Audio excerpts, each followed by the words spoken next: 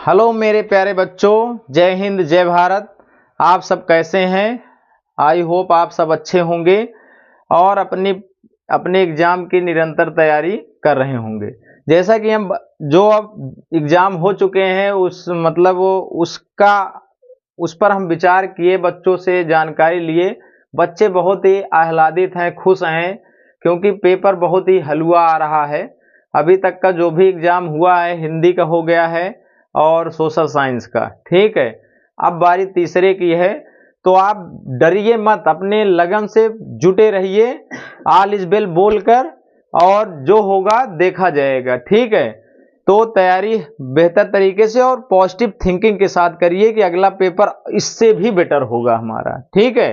तो चलिए, आज हम लेकर आए हैं मैथ में बहुत ही इंपॉर्टेंट क्वेश्चन, जो कि इसको देखते ही बच्चे स्किप कर देते हैं, कहते हैं बाद में करेंगे, ठीक है। लेकिन ये बहुत ही सिंपल तरीके से है। इसका सोल्यूशन आप कहीं देखें तो बहुत ही आपको डरावना लगेगा, लेकिन हमारा जो सोल्यूशन होगा बहुत ही बेहतरीन तरीके से आपको समझ में भी आएगा और 100% सिक्योर भी रहेगा आपके लिए, ठीक है। चलिए देखते हैं। सबसे पहले इसमें चित्र ही नहीं बना पाते हैं, समस्या ये होती है। तो चित्र इसी लैंग्वेज से हमें बनाना है, ठीक है। करना कुछ नहीं है, ध्यान से देखिएगा, वीडियो के अंत तक बने रहना, ठीक है। क्या दिया गया है सर्वप्रथम लिख दीजिए। हल में आपको यही लिखना है, एक पॉइंट यहीं से हम भी लिखते हैं। जो बच्चे कहते हैं हम हिंदी कैसे लिखें, इसी में से लिखा जाता है। तो क्या लिखा है, लिख देना, वृत्त का केंद्र क्या दिया है, ओ। भैया एक वृत्त हम बनाते हैं, एक हम यहां पर वृत्त बना लिए जिसका केंद्र क्या है, ओ है, ठीक। क्लियर? जैसे जैसे कराओ वैसे वैसे, ठीक है। दो स्पर्श रेखाएं टीपी और टीक्यू है, जो वृत्त के क्रमशः पी और क्यू पर स्पर्श करती हैं। भैया दो बिंदु आप लीजिएगा, यहाँ पर स्पर्श बिंदु है, और ये जो स्पर्शियां हैं, वृत्त के बाहर एक बिंदु टी है, टी से खींचना है। भैया यहाँ पे एक बिंदु टी मान लीजिए, क्या मानोगे, टी मान लो, ठीक। वृत्त के बाहर, तो यहाँ से स्पर्श रेखा खींचो, टी पर जानी चाहिए, तो इस बिंदु को हम यहाँ पे ले लेते हैं, ठीक। अब यहाँ से एक स्पर्श रेखा यहाँ से खींचना है, तो इसको मान लो P, यहाँ मान लो Q। बताओ कितना आसानी से चित्र बना इतना तक, ठीक। दो स्पर्श रेखाएं खींचो, डी बाह्य बिंदु क्या है, T है, ठीक।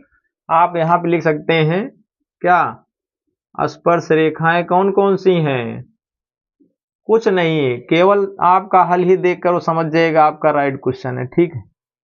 कौन कौन सी हैं, TP है और TQ, दो स्पर्श रेखाएं। क्लियर? अब सोच रहे हैं, अब कुछ मत करो, अब ये जो सिद्ध करना है इस पर चलते हैं, जो सिद्ध करना है इस पर चलते हैं, ठीक है। क्या कह रहा है देखो, पी टी क्यू कहाँ है, पी टी क्यू, भैया ये वाला जो एंगल दिया गया है, ये वाला एंगल, ठीक। बात समझे? अब किसके बराबर है, ओ पी क्यू। भैया ओ पी क्यू इसमें दिख रहा है कहीं नहीं, तो सिंपल सा है, आप यही मिला दो, अपने आप चित्र क्लियर हो गया। देखो ओ पी क्यू, ओ से पी पे जाना है भैया, ओ से पी पर गया मैं, ठीक। उसके बाद पी से क्यू पे आना है, तो पी से भैया यहाँ पे क्यू चले आओ। अब बताओ, इतना सिंपल सा चित्र था, कौन नहीं बना पाएगा। क्लियर है? ओके है, आगे चले। चलिए ठीक है, आगे चलते हैं। तो दो स्पर्श रेखाएं हो गई, तो अब करना क्या है आपको, सिद्ध क्या करना है, आप लिख दो, सिद्ध करना है। बात समझे? क्या हो जाएगा, एंगल पी टी क्यू किसके बराबर है, टू कोण ओपी क्यू के बराबर, यही सिद्ध करना है, ठीक। कुछ नहीं करना, आपको अपने हिसाब चलना है। देखो आपको पूरा कॉन्सेप्ट इसमें समझा दे रहे हैं, ठीक है। देखो हमें इसमें और इसमें रिलेशन ढूंढना है, कौन सा कोण है, ये वाला, ठीक। अगर हमें एक कोण इंक्लूड करना है, तो हमें ये कोण और ये कोण अगर हम बराबर कर लें, ये कोण और ये कोण बराबर कर लें, तो तीनों त्रिभुज के अंतः कोणों का योग कितना होता है, 180 अंश होता है, ठीक है। कितना होता है, 180 अंश, किस हिसाब से चलना है, ठीक है। तो चलिए देखते हैं। अब ज्यादा अधिक ना हो, तो इसलिए इस वाले एंगल को आप मान लो थीटा, बहुत ही बेहतरीन तरीके से आ जाएगा। तो यहाँ पे माना कोण ओ पी क्यू बराबर क्या मान लिए, थीटा, ठीक। अब ये वाला कोण बताएं आप कैसे आएगा, ये वाला कोण, तो आप यहां लगाइएगा क्या, प्रमेय 10.1 से, स्पर्श रेखा पर त्रिज्या क्या होती है, स्पर्श बिंदु पर लंब होती है। ठीक, तो आपका क्या हो जाएगा, एंगल OPT, OPT पूरा पूरा मान कितने अंश का बनेगा, 90 डिग्री का। क्यों बनेगा, क्योंकि यहां पे लिख देना ब्रैकेट में OP लंब क्या है, TP, PT TP कुछ भी लिख सकते हैं। ठीक, क्लियर। तो अब ये वाला एंगल निकालो, तो एंगल क्या हो जाएगा, QPT, QPT, QPT बराबर हो जाएगा, टोटल एंगल कितना है, एंगल OPT है, इसी में माइनस कर दो ये एंगल OPQ, तो ये वाला है 90 डिग्री, OPT 90 डिग्री, ये है माइनस थीटा, तो ये मिल गया। ठीक, अब लगाएंगे कौन सी प्रमेय, प्रमेय 10.2 से क्या कहती हैं, बाह्य बिंदु से खींची गई रेखाएं क्या होती हैं, सॉरी, बाह्य बिंदु से खींची गई स्पर्श रेखाएं बराबर होती हैं। तो क्या हो जाएगा, तो यहां से मिल गया TP बराबर TQ। तो ये अब त्रिभुज ले लीजिए, त्रिभुज कौन सा है, TPQ में जब ये दोनों बराबर हो जाएगा तो ये एंगल इस एंगल के क्या होगा, बराबर। तो यहां से एंगल QPT जो है किसके बराबर हो जाएगा, QPT जो है वो PQT के बराबर हो जाएगा, PQT का। तो ये जितना एंगल यहाँ उतना एंगल है, तो ये कितना निकाले हो, 90 माइनस थीटा। बहुत ही सिंपल तरीके से, बस इतना पॉइंट आपको समझ में आ गया होगा। तो एक पॉइंट और बचा हुआ है, अब यहाँ पे लिख देना, चूंकि तीनों एंगल जोड़ दीजिए, तो एंगल PTQ लास्ट स्टेज चल रहे हैं, PTQ प्लस ये वाला एंगल जोड़ दो, एंगल TPQ, और ये वाला एंगल जोड़ दो, तो एंगल PQT बराबर 180 अंश। ठीक है, यहाँ पे त्रिभुज लिखे, इसी त्रिभुज में यूज करना है, PTQ लाना ही है, तो इसको छोड़ दो यहीं पे। इसका मान दोनों का वही है, क्या है, 90 माइनस थीटा, 90 माइनस थीटा बराबर 180। भैया यहाँ पे 90 और 90 180, तो ये दोनों पॉइंट जुड़कर एक काम खत्म। तो एंगल PTQ बराबर आ जाएगा, थीटा थीटा जुड़ेगा, -2 थीटा इक्वल 0, एंगल PTQ बराबर 2 थीटा, और थीटा को आप मान के क्या रखे हो भैया, यहाँ पे यूज कर दो OPQ, तो भैया 2 कोण क्या आ गया, OPQ। देखो बहुत ही सिंपल तरीके से आपको समझा दिए हैं। ठीक है, बहुत ही सिंपल तरीका है, इससे आसान कोई तरीका कोई बता ही नहीं सकता है। ठीक है,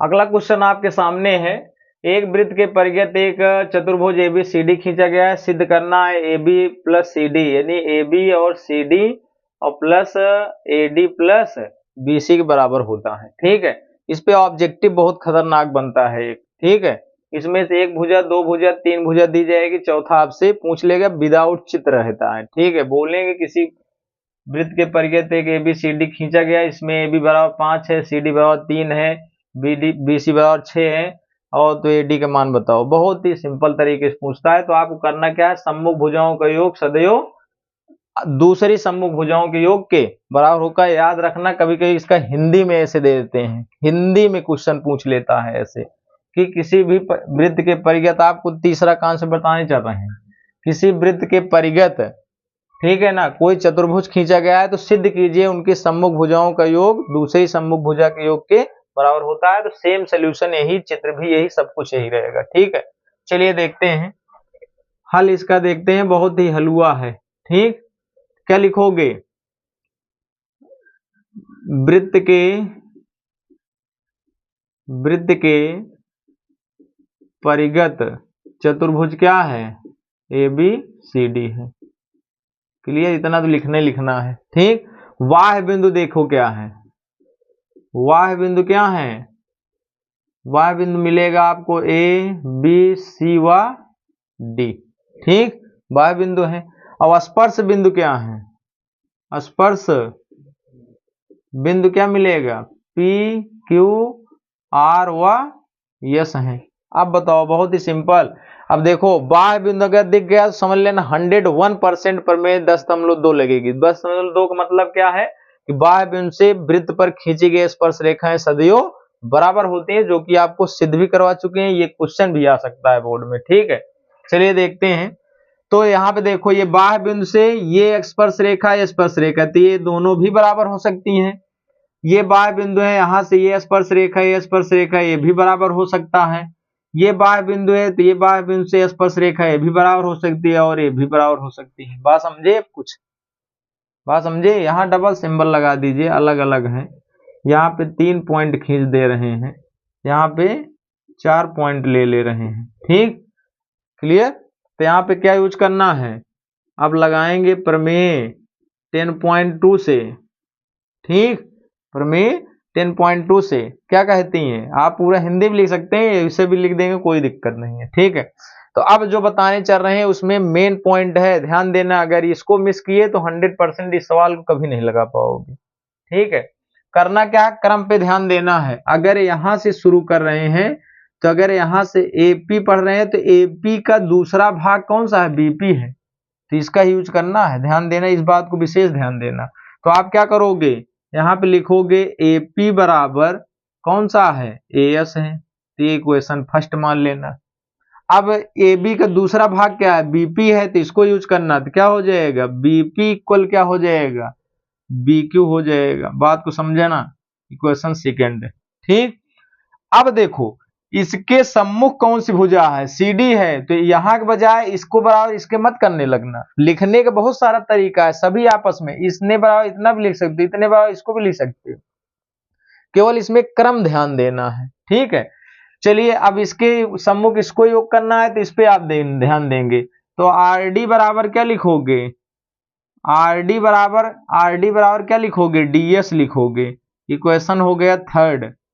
अब RD यानी DC का एक भाग RD है, दूसरा RC है, तो RC यूज करना। ठीक है, तो RC इक्वल क्या हो जाएगा, RC इक्वल हो जाएगा CQ। तो समीकरण हो गया फोर्थ। अब देखो यहाँ पे जो योग करना है, तो क्या करोगे, समीकरण 1 2 3 4, चारों को ऐड कर लो, आंसर आ गया 100% एकदम हलवे की तरह। ठीक है, ऐड करो, क्या हो जाएगा, आपका हो गया AP प्लस BP और प्लस क्या हो गया RD प्लस RC भैया। ठीक, अब ध्यान देना, इसमें वही पॉइंट एक साथ लिखना जो इसमें कॉमन पॉइंट दिख रहा हो। ठीक है, ये भी लॉजिक है, यहाँ पे भी समझना है। देखो यस यहाँ कॉमन है, यहाँ कॉमन है, दोनों के एक साथ लिख दो, क्या हो जाएगा AS प्लस DS। ये तो जोड़ना है, ये चाहे BQ पहले लिखो, कुछ भी लिख दो आगे पीछे, कोई दिक्कत नहीं, क्रम पे ध्यान देना है बस। AS और DS, और यहाँ पे देखो BQ है तो हो जाएगा BQ और Q इसमें CQ। ठीक, अब इसको क्या लिखोगे, अब लिखना कुछ नहीं, जो भी कॉमन है उसी को हटा दो, जो भी कॉमन है उसी को हटा दो। दोनों को जोड़ोगे भैया, P गायब हो जाएगा, बन जाएगा AB। क्या बन जाएगा, AB। अब देखो R और R हटा दो, क्या बन जाएगा CD। क्लियर? अब इसमें देखो यस हटा दोगे क्या बन जाएगा AD, और इसमें देखो क्यू हटा दोगे क्या बन गया BC। ठीक, यही आपको सिद्ध करना था। ठीक, क्लियर? ओके, धन्यवाद, जय हिंद, जय भारत।